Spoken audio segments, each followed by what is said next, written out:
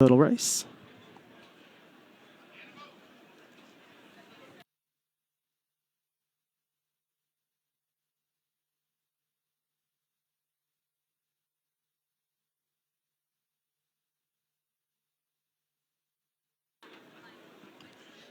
Starter is on the rostrum, another turn taken. Believe It and You Can looks to have a pretty appealing profile as well. Runs in the colours of the owners group. Has actually won here in the past and back over the jumps today, having run on the flat more recently than anything. Here we go. Starter on the rostrum and the flags are up. Coming in.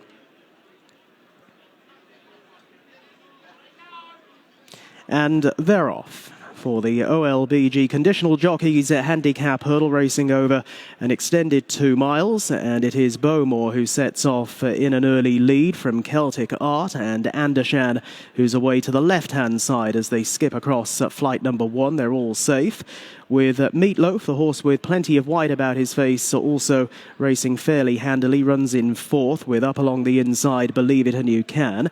And then closer to the stands in the black and pink colours, the Tide Turns, racing a further 1 length in front of best turned out winner Maître en Séance.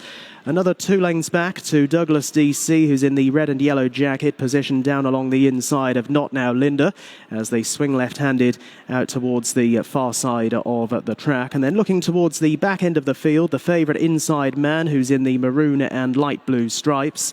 Sunray Shadow in white, Double Oban up around the outside, and positioned in last place at the moment over to the rails, Vasito. Down the back straight they head. 4 flights in a line coming up down here, and it is Bowmore, and on the outside Celtic Art, the leading pair at the first of those hurdles.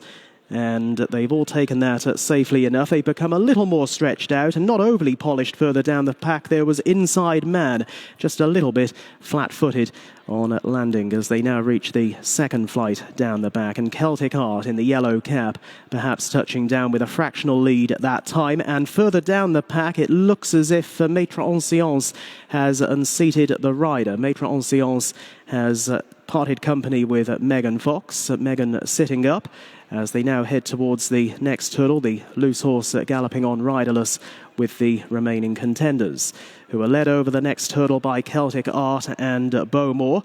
They continue on as the leading pair, with back in behind them Meatloaf, the red sleeves and cap, who's tracked down along the inside by Believe It and You Can as they take off at the last hurdle going down the back. Jumping it in 5th position was Andershan, who in turn is a nice way ahead of Douglas DC, who in turn has got a few lengths on Sunray Shadow. And then Not Now Linda up towards the outside. Vasito is over towards the inner. Inside Man is still well down the pack here, must be all of 20 lengths behind the pace setter as they race out of the back straight. Double Oban, another one towards the rear, and the Tide Turns is struggling and has now slid right towards the back end of the field as well. So down the side of the track they head, and from here less than 3/4 of a mile to go in the OLBG Conditional Jockeys Handicap hurdle, and Bowmore in the hands of Daire McConville is establishing a clear advantage, has now gone on by some 5 lengths. Celtic Art is racing in second. A length back in third is Believe It and You Can.